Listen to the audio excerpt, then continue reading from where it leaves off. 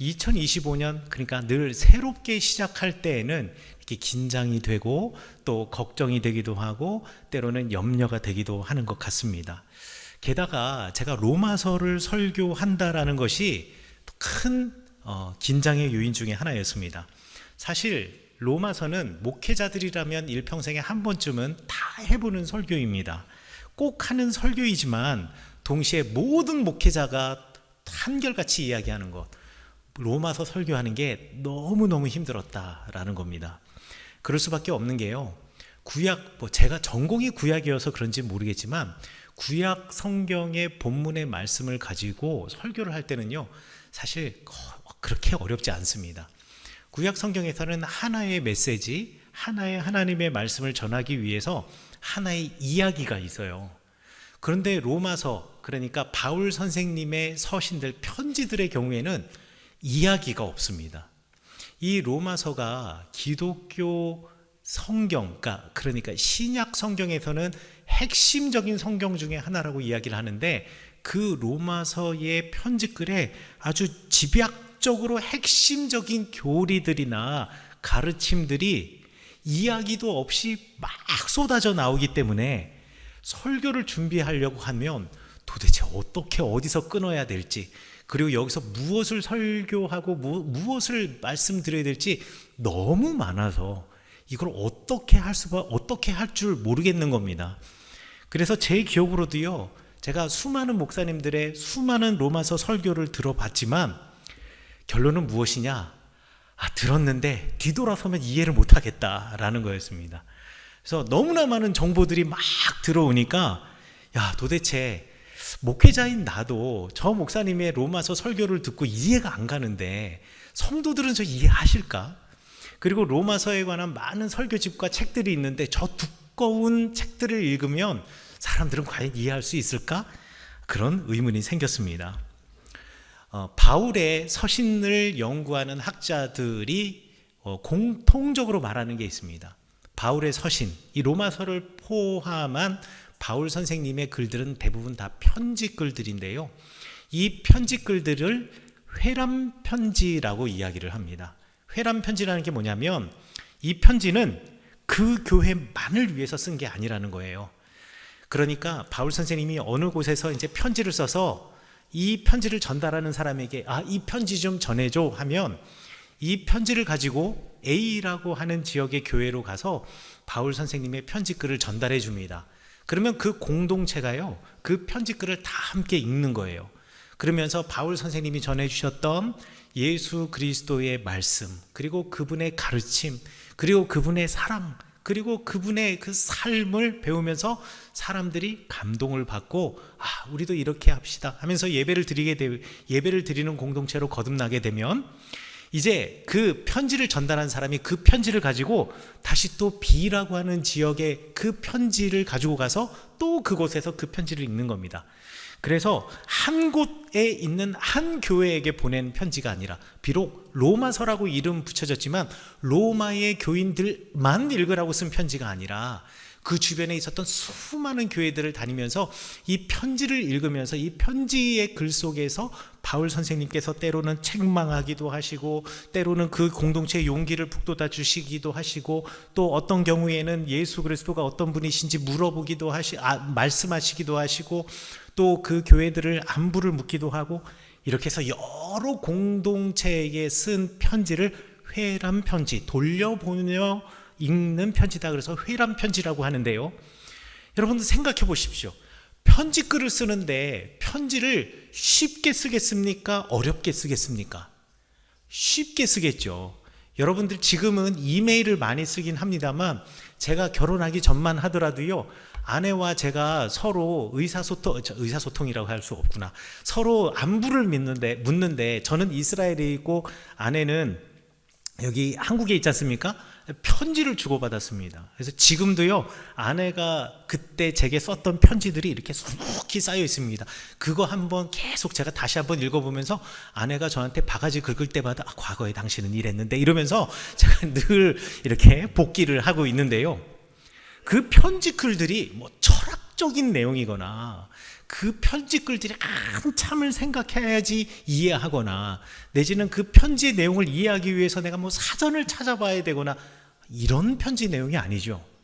편지의 내용은 그도 알고 나도 아는 이야기, 그리고 서로 잘 알고 쉽게 서로의 의사소통을 하기 위해서 쓴 것이 편지입니다.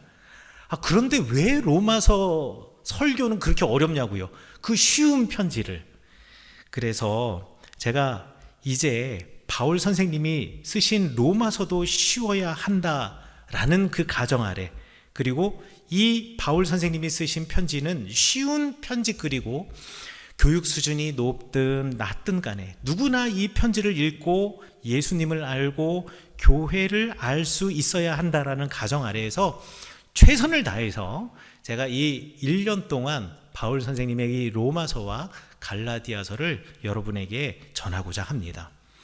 여러분들 신앙생활을 하면서 복음이라고 하는 말을 정말 많이 들어보셨을 겁니다. 복음, 사실 우리 기독교회에서 복음 빼면 더 이상 얘기할 게 뭐가 있겠습니까? 복음이 시작이고 복음이 마지막, 끝입니다. 복음은 너무나 중요합니다.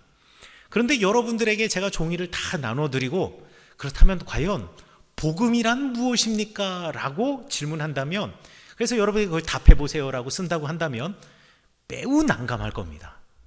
복음은 정말 많이 들어봤고 복음이 중요하다라는 것도 아는데, 복음이 무엇이냐라고 물어보면 이 복음을 뭐라고 한마디로 쓰기가 되게 힘들다라는 거죠.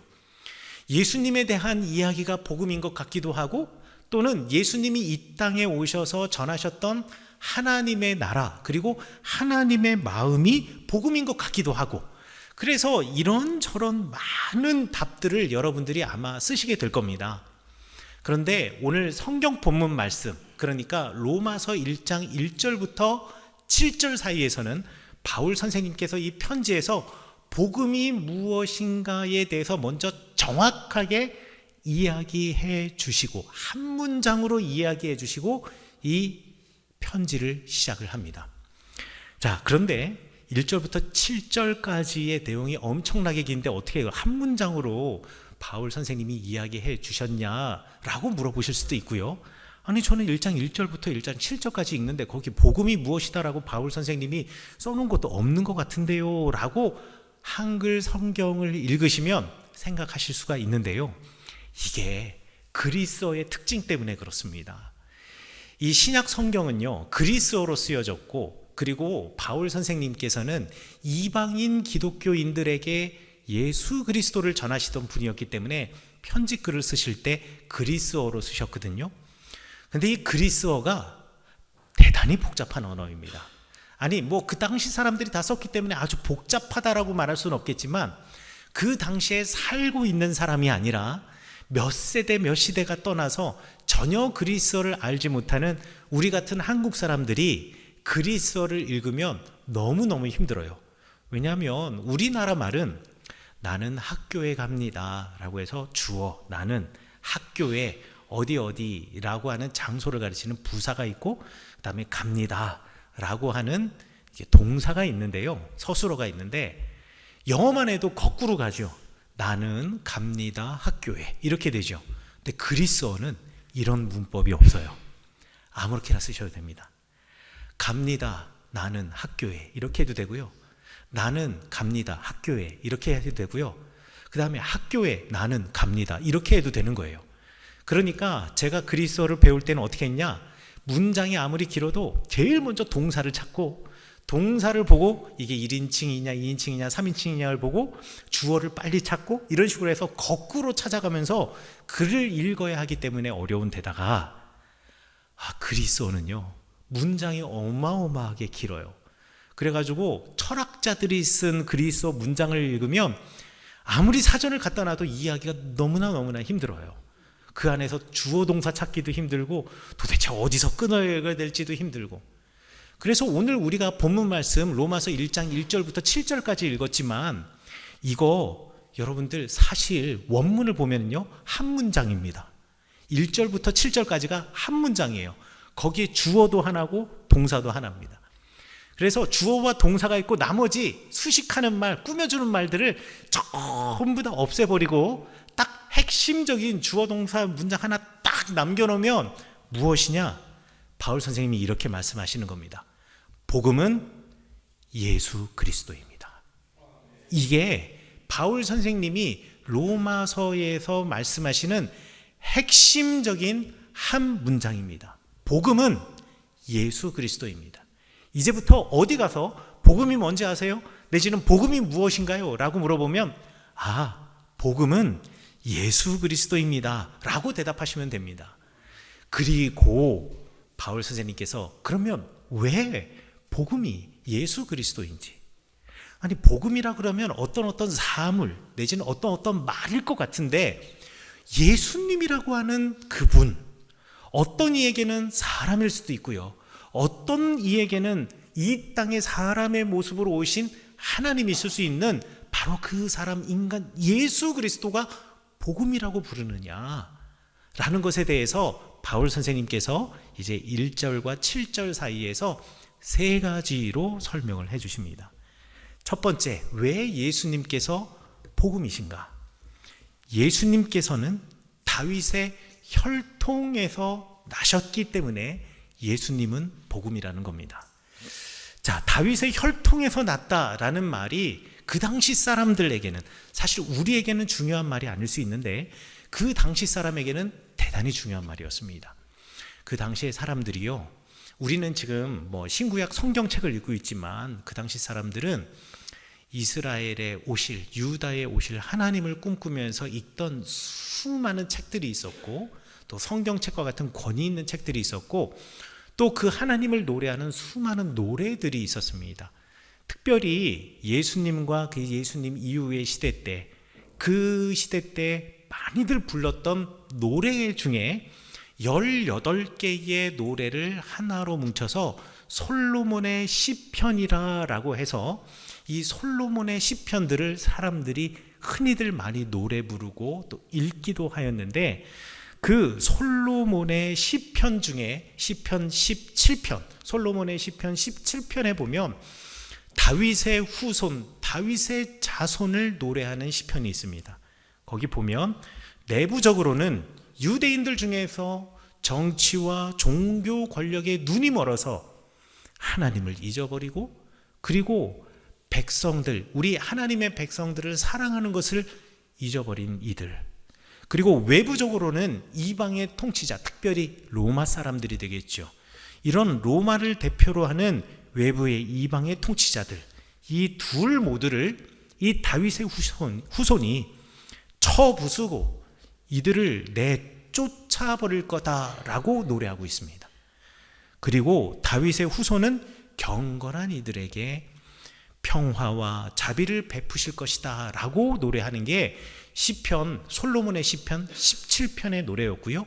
사람들이 이 솔로몬의 시편 17편 이 노래를 정말 자주 부르고 열정적으로 불렀었습니다. 자, 여기서 복음이라고 하는 말이 그리스어로는 무슨 뜻인가에 대해서 여러분에게 알려드릴게요. 복음이라고 하는 말을 그리스어로는 유앙겔리온이라고 하는데, 유앙겔리온이라고 하는 말이 가지고 있는 원래 뜻은 무엇이냐? 승전보, 그러니까 전쟁에서 이겼다라는 소식입니다. 로마 사람들이 전쟁에 나갔을 때 어떤 장군이 군단을 이끌고 어느 지역에 가서 대규모의 전쟁을 벌이거든요. 그렇게 전쟁을 벌이고 난 다음 전쟁에서 승리하였다 그러면 그 장군이 승전보를 가지고 전령에게 보냅니다. 그 전령이 가지고 온 승전보를 뭐라고 불렀느냐? 유앙겔리온이라고 불렀습니다. 유앙겔리온을 가지고 오는 이 전령, 이 유앙겔리온을 가지고 오는 전령을 아주 사람들은 소중하게 대했고, 그리고 이 전령이 가지고 오는 이 승전보를 우리 기독교에서는 복음이라고 번역을 해 놓은 것입니다. 그러니까 다윗의 후손이 내부적으로는 유대인들, 우리 동족들 가운데에서 하나님을 잊어버리고, 그리고 정치 권력과 종교 권력에 눈이 멀어서 오히려 사람들을 억압하고 핍박하고 착취하는 이 시대, 그리고 외부적으로는 로마의 군인들, 로마의 정치 세력이 들어와서 우리를 억압하는 이 시대에 예수 그리스도께서 승전보를 가지고 오신다라는 겁니다. 예수 그리스도께서, 다윗의 후손인 예수 그리스도께서 우리를 이곳에서 승리의 소식을 우리에게 전해주신다라는 겁니다. 다만 그리스인들이 말하는 유앙겔리온, 복음과는 달리 우리 예수 그리스도께서는 힘과 힘의 대결에서 싸우고 승리하는 승전보가 아니라 그들이 기대하는 다른 승리를 우리에게 가르쳐 주시는 그 한 분이 예수 그리스도이시고, 그 존재 자체가 우리에게 승리가 되신다. 그 존재를 보는 것 자체가 우리에게 승리의 기쁨이 우리에게 주어진다 라는 의미에서 예수 그리스도가 복음이라고 성경에서는 말하고 있는 것입니다. 그러면 그 예수님께서 가져다 주시는 그 복음, 그 승리, 그것이 무엇인가? 그 다음에 이야기하고 있죠. 무엇이라고 이야기하느냐? 십자가의 예수 그리스도가 나를 위해서 기꺼이 자신의 생명을 내어놓으시지 않으셨더냐. 그래서 그는 복음이다 라고 이야기를 하고 있습니다. 자, 요거는 좀 이해를 하셔야 됩니다. 바울 선생님은 다윗의 후손인 예수 그리스도께서 전쟁에서 승리하시는 분이 아니라 우리를 위해서 죽으신 분, 우리를 위해서 기꺼이 자기의 생명을 내어주신 분, 십자가에 달리신 분이라고 소개를 합니다. 전쟁에서 승리가 복음이라고 한다면 누군가를 억압하고 강제하고 그리고 그와 싸워서 지켜낸 평화가 있어야 합니다. 자, 그런데 이렇게 누군가 싸우고 그리고 빼앗아서 우리가 지켜낸 평화라고 한다면 이 평화를 유지하기 위해서 끊임없이 상대방, 나의 적이라고 생각하는 상대방을 의심할 수밖에 없고, 그리고 그와 싸울 대비를 늘 할 수밖에 없습니다. 그리고 늘 싸울 수밖에 없습니다. 그러니까 불완전한 평화라는 것이죠. 그러나 예수님이 주시는 승리는 다르다라는 겁니다. 예수님의 복음은 다르다라는 거죠.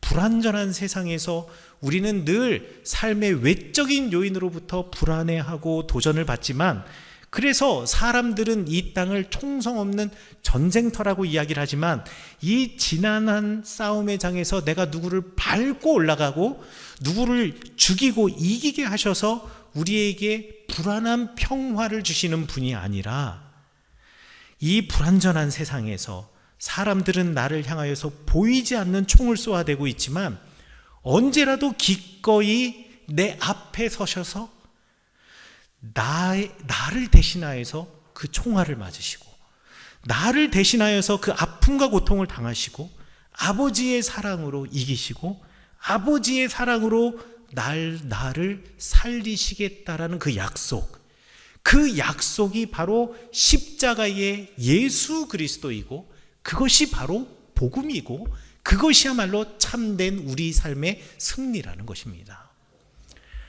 여러분, 제가 여러분들 잘 아시다시피 군 생활을 의무 경찰로 복무를 했지 않습니까?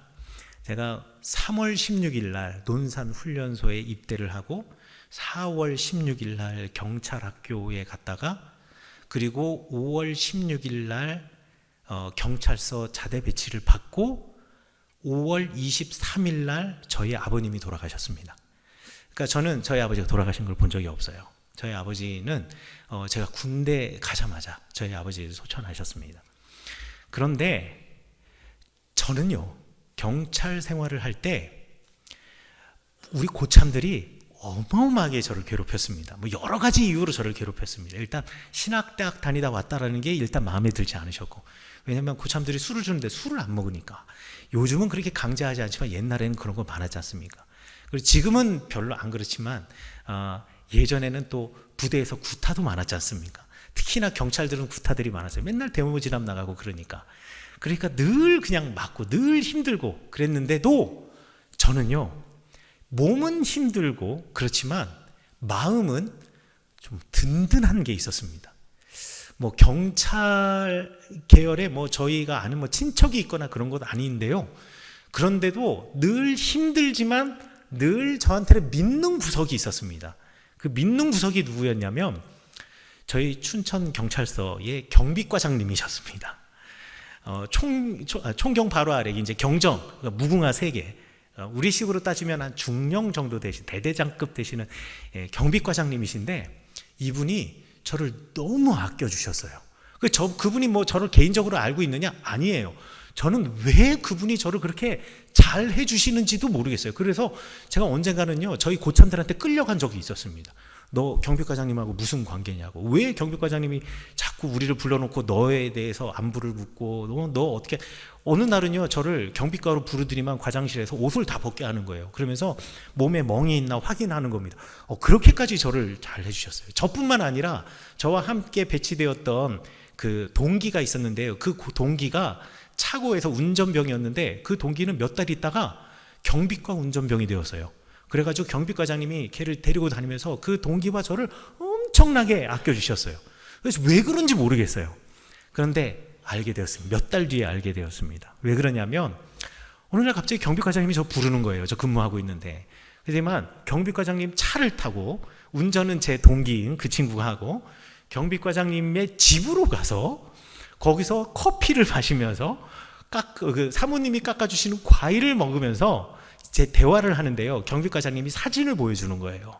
사진을 보여주는데 누구냐? 아들 사진이에요.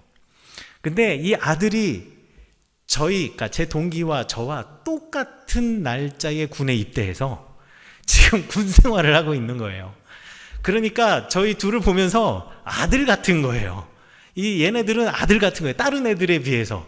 그런데다가 저는 아버지를 이제 일찍이 이제 여의게 되었으니까 또 불쌍한 거죠. 그러니까 그렇게 잘해주시는 거예요. 저는요, 그때 이후로 경찰 생활이 얼마나 행복하고 편했는지 모르겠습니다. 뭐 그렇다고 해서 내가 무슨 일이 있을 때 그 경비과장님 쪼로로 따라가가지고 뭐 이러거나 이런 거 아니에요. 그냥 경비과장님이 나를 주의 깊게 봐주신다. 그거 하나만으로 마음이 든든한 겁니다. 여러분들도 그런 경우들 있죠. 아이들이랑 싸울 때, 어렸을 때 아이들이랑 싸울 때 맨날 뭐라 그럽니까? 우리 아빠 힘 세다? 우리 아빠 싸움 잘한다. 뭘 싸움 잘해요? 뭐 본 적도 없잖아요. 그런데 항상 애들이랑 싸울 때 그렇게 말하잖아요. 애들 말하는 거 보면. 하나님이 그러신다라는 겁니다. 십자가의 예수님은요, 우리를 위해서 대신 죽을 수 있으리 만큼 우리를 사랑하신다라는 거예요. 대신 싸우시고 대신 죽으실 수 있는 분, 십자가의 예수님의 죽음을 이야기하는데 바울 선생님이 예수님의 십자가의 죽음을 이야기하는 이유는 무엇이냐? 그 십자가가 우리에게는 승리의 소식이라는 겁니다. 뭐 교리적으로 왜 십자가가 승리냐 뭐 이런 거 필요 없어요. 쉽게 이야기하자면 세상에 누가 나를 대신해서 죽을 사람이 얼마나 있겠냐라는 거예요. 나를 대신해서 죽을 수 있는 사람은 오로지 우리 부모님밖에 없어요. 그런데 그 부모님이 누구라고요? 우리 하나님이라고요. 이거는 이미 이기고 들어가는 겁니다. 싸움에서 승리하고 들어가는 겁니다. 바울 선생님이 이야기하십니다. 왜 예수님께서는 나를 위해 기꺼이 십자가를 지셨는가? 하나님은 나의 아버지이시기 때문에. 이것이 복음이라는 것을 잊지 말라라는 겁니다. 그리고 십자가의 예수님이 복음이라는 것을 잊지 말라는 겁니다. 그리고 나를 위해 생명을 놓을 수 있는 분이 내 곁에 계시다. 얼마나 마음이 든든합니까? 그래서 흔들리지 말라라는 것입니다. 여러분, 이 복음 붙잡고 살아가시는 여러분 되시기를 간절히 축원합니다. 그리고 마지막으로 왜 예수 그리스도가 복음이냐라고 말씀하시면서 부활하신 예수 그리스도께서 우리를 살리시는 분이시기 때문에 우리에게 그분은 복음이시고 우리 인생의 승리라고 이야기를 하십니다. 기꺼이 자신의 생명을 우리에게 왜 하나님께서 내어주시겠습니까? 내가 죽음 앞에 섰을 때 왜 우리의 부모님들은 그래 차라리 내가 죽고 말지 하면서 우리를 대신하여서 죽기까지 자신의 몸을 내어놓습니까? 우리의 자녀를 살리기 위해서지 않습니까? 그러니 예수님의 부활을 우리 바울 선생님이 이야기하시는 것은 예수님이 죽었다 살아나셨대, 단지 이런 기적을 이야기하는 것이 아니라 그 부활의 주님이 우리를 살리시는 분이시다 라는 것을 우리에게 알려주시기 위해 부활을 이야기하시는 겁니다. 창세기에서요, 하나님께서 세상을 창조하시고 그리고 사람을 창조하셨습니다. 사람을 창조하시고 하나님이 제일 처음 하신 게 무엇인지 아십니까? 이름을 붙여주는 것이었습니다. 이름을 붙여주는 거예요. 여러분, 이름이 한자로 무엇인지 아시죠? 이름 명자가 있습니다. 그런데 이게 이름 명자의 한자의 조합을 보면은요, 저녁 석자에 입구자가 서로 결합이 된 것이 이름 명자입니다. 이 저녁 석자의 입구자가 합쳐져서 이름 명자가 된 게 저는 정말 한자의 조합 원리가 대단하다 이런 생각이 들어요. 여러분, 이게 낮이 되면은요, 여러분들의 얼굴도 제가 볼 수 있고, 낮이 되어서 빛이 있을 땐 여러분들이 어디 앉아 계신지도 알고 있고, 또 이렇게 앉아 계시는 여러분들의 얼굴을 보면서 마스크를 쓰고 계시는 거 보면 감기 걸리셨구나 이런 것도 알 수가 있고, 또 여러분들의 얼굴 표정만 봐도 지금 행복하시구나, 참 근심 걱정이 많으시구나, 이거 다 알 수가 있잖아요. 그런데 저녁이 되고 빛이 사라지고 깜깜해지면 여러분들이 어디에 앉아 있는지도 모르고, 여러분들이 소리내지 않으신다면 거기에 여러분들이 계신지조차도 모르고, 여러분들이 지금 어떤 표정을 짓고 있는지도 모르고, 여러분의 상태가 어떠한지 전혀 모릅니다. 내가 지금 어디에 있는지, 내가 무슨 일을 만나고 있는지, 여러분들이 지금 어떤 상황 속에 있는지 알 길이 없어요. 그런데 이때 내가 이 어둠 속에서 소리로 여러분들의 이름을 부르면 여러분들이 대답하시겠죠. 아무개야 부르면 저쪽에서 네 하고 대답하시겠죠. 그러면 그 아무개라는 분은 저곳에 계시는구나, 그곳에 있기 때문에 내가 그를 만나러 어둠 속에서도 갈 수 있는 겁니다. 그리고 그 어둠 속에서도 손잡아 줄 수 있는 겁니다. 그러니까 이름이라고 하는 말이 가지고 있는 뜻이 무엇이냐? 빛이 없는 어둠 속에서도 나를 소리내어 불러주시는 분, 그 분이 계시다라는 것 이해하라고, 알고 있으라고 하나님께서는 아담과 하와라고 하는 이름을 그 첫 사람들에게 붙여주신 것입니다. 하나님이 이렇게 천지를 창조하시고 우리에게 처음으로 이름을 붙여주셨다라는 것은, 하나님께서는요, 그 어둠 속에서도, 우리의 인생이 어둠같이 칠흑 같은 어둠 속에 있고, 나라고 하는 존재를 세상 아무도 모르고, 내가 지금 어떠한 상황에 있는지 아무도 모를지라도 우리 하나님께서는 내게 이름 붙여주시고, 아들이라 이름 붙여주시고, 딸이라고 이름 붙여주시고, 아들아 딸아 나를 부르며 내가 어느 곳에 있는지 확인하시고 나를 찾아오셔서 내 앞에서 내 손을 잡아주시고, 내가 아무것도 보이지 않는 그 어둠 속에서 안전한 길, 바른 길, 생명의 길로 우리를 이끌어 주신다라는 것을 알려주시기 위해서 우리에게 이름 붙여주셨다라는 겁니다. 그 하나님께서 우리를 살리신다라는 겁니다. 부활을 통하여 죽음이라고 하는 어둠을 깨치고 우리를 살리시고, 부활이라고 하는 그 놀라운 기적을 통하여서 희망이 아무것도 없어 보이고 칠흑 같은 어둠과 같은 인생을 걸어가는 현재 우리 삶 속에 새 소망을 주신다라는 것입니다. 하나님께서는 부활의 우리 예수 그리스도께서는 복음이 되셔서 지금이 끝이 아니라고 말하고, 네가 혼자가 아니라고 이야기하고, 너는 나의 아들이고 딸이다라고 이야기를 하고, 내가 있는 그곳에 내가 있겠다라고 이야기하시는 것입니다. 그래서 죄인인 나에게도 사망이라는 형벌로 끝나는 것이 아니라 우리 인생의 새 소망을 말씀하시고 있는 것이고, 피할 수 없는 인생의 고난 앞에서도 우리 인생의 빛이 소멸되는 것이 아니라 희망의 새 빛이 있다라는 것을 알려주시는 것입니다. 어둠을 이기는 승리, 이것이 복음입니다. 이것이 바로 승전보입니다. 그것이 바로 부활하신 예수 그리스도이십니다. 그래서 복음은 예수 그리스도이십니다. 그리고 부활하신 예수 그리스도는 우리에게 소망이요 빛이 되시는 것입니다. 사랑하는 성은교회 성도 여러분, 2025년에 여러분의 삶이 복음 예수 그리스도 때문에 살아나시는 한 해가 되시기를 간절히 축원합니다. 복음으로 승리하시는 여러분 되시기를 간절히 축원합니다. 여러분의 곁에 우리 주님이 계십니다. 그 주님이 여러분을 대신하여 십자가를 지신 것과 같이 여러분을 대신하여 아프시고 여러분과 함께 고난 당하시고 결국 여러분을 살리십니다. 살리시는 여러분, 살리시는 우리 하나님의 자녀인 여러분, 여러분에게 올해에도 그리고 지금 이 순간에도 생명의 기쁨이 그리고 소망이 그리고 그분을 향한 찬양이 끊이지 않기를 간절히 축원합니다.